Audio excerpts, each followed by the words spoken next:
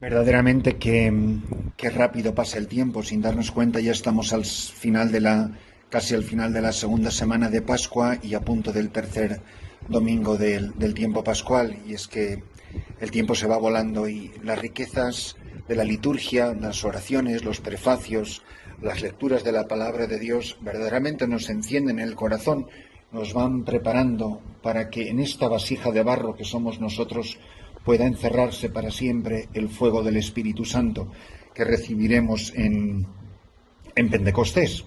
La primera lectura, 5:34 de los Hechos de los Apóstoles, tiene una frase que es para enmarcar del gran Gamaliel, un doctor de la ley, un hombre respetable y que verdaderamente da plenamente en el clavo, no para tener estigmatizados a los fariseos como si todos fueran una pandilla de sinvergüenzas.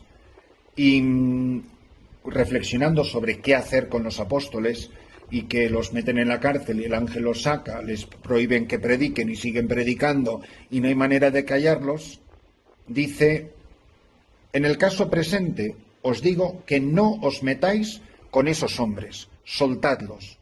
Si su idea y su actividad son cosa de hombres, se disolverá. Pero si es cosa de Dios, no lograréis destruirlos y os expondríais a luchar contra Dios. Le dieron la razón y, habiendo llamado a los apóstoles, los azotaron, simpatiquísimos, esta gente del templo, los azotaron, les prohibieron hablar en nombre de Jesús y los soltaron.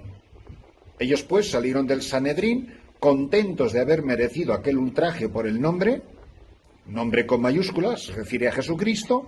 Ningún día dejaban de enseñar en el templo y por las casas, anunciando la buena noticia acerca del Mesías Jesús. Si esto es de Dios, no hay quien pueda con ello. Y esto hay que decirlo de la Iglesia Católica. Si la Iglesia es cosa de Dios, que nadie la va a destruir. Podrá desaparecer del norte de África o de regiones de China o de Arabia Saudita. Pero si la Iglesia es un proyecto de Dios, como lo es, la gente vive aterrorizada como que nos van a cerrar la empresa, pero por Dios, que esto no es un invento nuestro, que esto es obra de Dios, obra del Espíritu Santo, es donde sopla fuerte el ruaj, el Espíritu de Dios, el espíritu de la llama del cirio encendido. Y es importantísimo, porque si la idea es de Dios, no hay quien pueda con ello. A ellos los azotan, los hacen sufrir, los mandan callar, y ellos encantados de la vida, de haber sufrido por el nombre de Cristo. Y en el Santo Evangelio, 6:1-15 del Evangelio de San Juan, leemos que en aquel tiempo Jesús se marchó a la otra parte del mar de Galilea, o de Tiberíades, y lo seguía mucha gente porque habían visto los signos que hacía con los enfermos. Subió Jesús entonces a la montaña y se sentó allí con sus discípulos. Estaba cerca la Pascua, la fiesta de los judíos. Jesús entonces levantó los ojos y al ver que acudía mucha gente, dice a Felipe: ¿con qué compraremos panes para que coman estos? Lo decía para probarlo, pues bien sabía él lo que iba a hacer. Felipe contestó: 200 denarios de pan no bastan para que a cada uno les toque un pedazo. Uno de sus discípulos, Andrés, el hermano de Simón Pedro, le dice: aquí hay un muchacho que tiene 5 panes de cebada y 2 peces. ¿Pero qué es eso para tantos? Jesús dijo: decid a la gente que se siente en el suelo.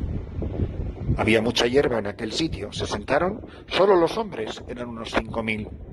Jesús tomó los panes, dijo la acción de gracias y los repartió a los que estaban sentados. Y lo mismo todo lo que quisieron del pescado. Cuando se saciaron, dice a sus discípulos: recoged los pedazos que han sobrado, que nada se pierda. Los recogieron y llenaron 12 canastos con los pedazos de los 5 panes de cebada que sobraron a los que habían comido. La gente entonces, al ver el signo que había hecho, decía: este es verdaderamente el profeta que va a venir al mundo.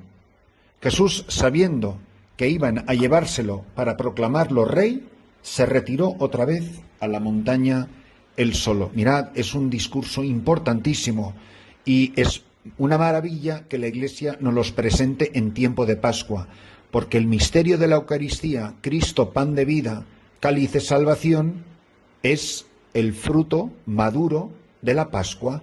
Todo el misterio pascual queda encerrado, queda contenido en la Pascua del Señor, que es lo que celebramos en cada Santa Misa, en cada Sagrada Eucaristía. Y es importantísimo atenerse a los signos, a las palabras en las que se fija el evangelista, en que se fija el Espíritu Santo, que es el que ha inspirado al evangelista, porque esto no es palabra de San Juan, esto es palabra de Dios, es Dios que habla a su pueblo. En primer lugar, la importancia que tienen los enfermos, no lo pasemos por alto.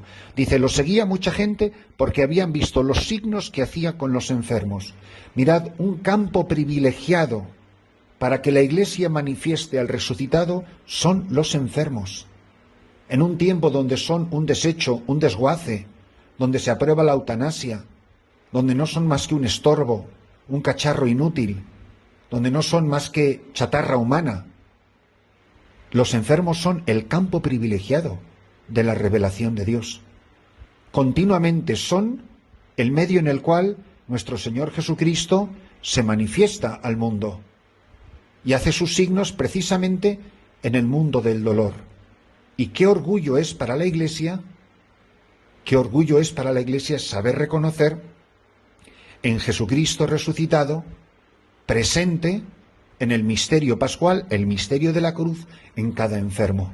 Pues que nosotros, obispos, sacerdotes, religiosas, laicos, que no dejemos pasar nunca las oportunidades de manifestar la presencia de Cristo muerto, sufriente y resucitado en cada enfermo. El enfermo aglutina a gente. Hay mucha gente que se reconcilia alrededor de la cama de un enfermo. Los enfermos son ocasión para que mucha gente en un hospital rece lo que hace años que no ha rezado en una iglesia. Por eso el enfermo es el campo donde el Señor siembra semillas de vida eterna. La enfermedad es una gran ocasión para la conversión del mismo enfermo. Y entonces dice que Jesús subió a la montaña y se sentó allí con sus discípulos. Y dice, estaba cerca la Pascua, y es interesante porque dice, la fiesta de los judíos, como si él no fuera judío, como si esa fiesta ya no iba con ellos. Hombre, el que está escribiendo es un hombre anciano y ya han pasado unos cuantos años de la resurrección de Jesucristo cuando San Juan escribe su Evangelio.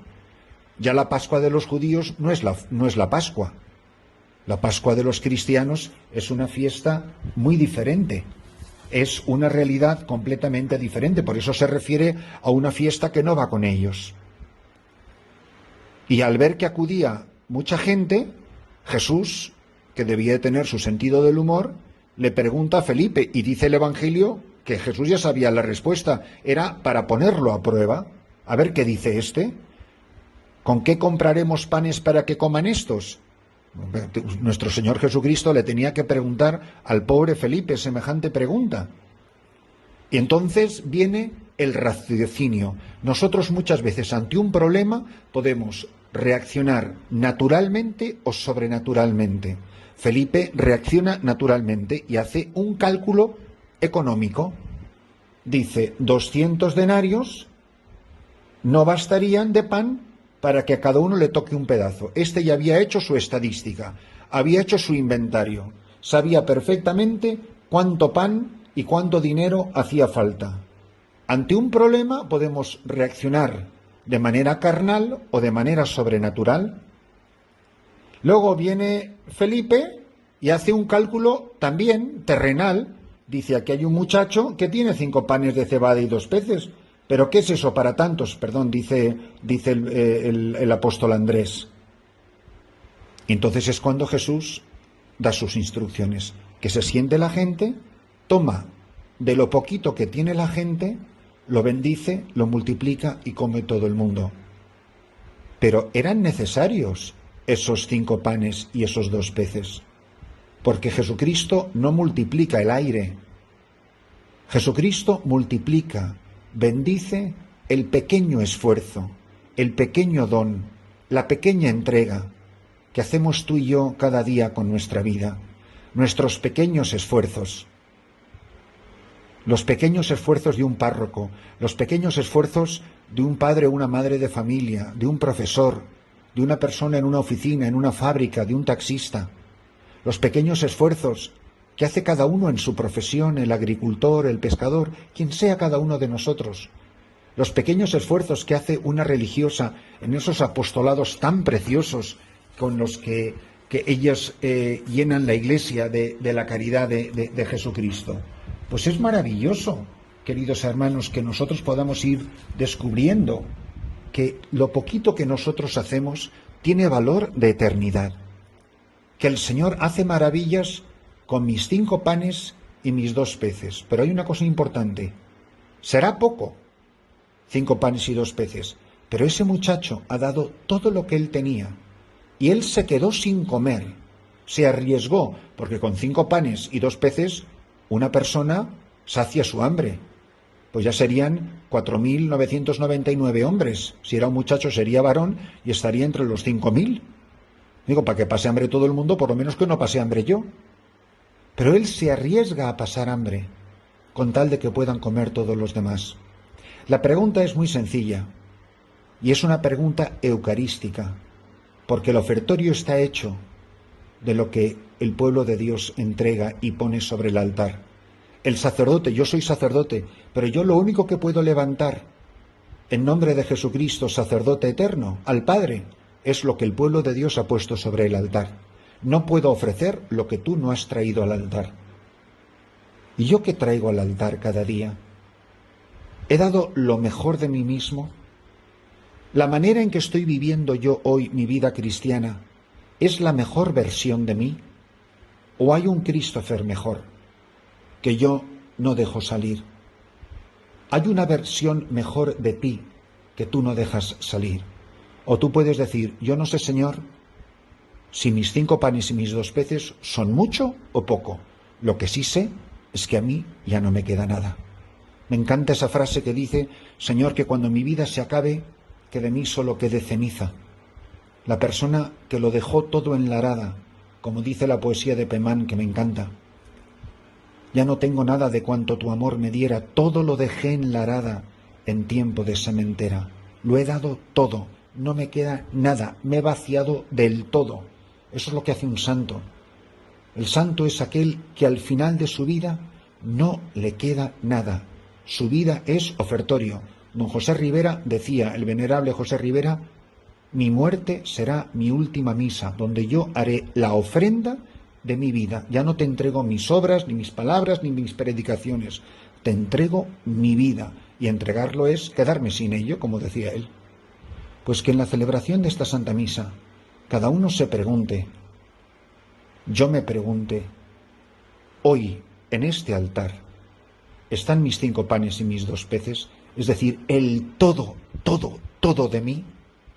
¿O yo me he guardado algún chusco de pan y algún pescadito por si acaso esto del milagro no funciona? Que el Señor, al mirar la ofrenda del altar, vea que lo he dado todo y que a mí, de mí, ya no me queda nada.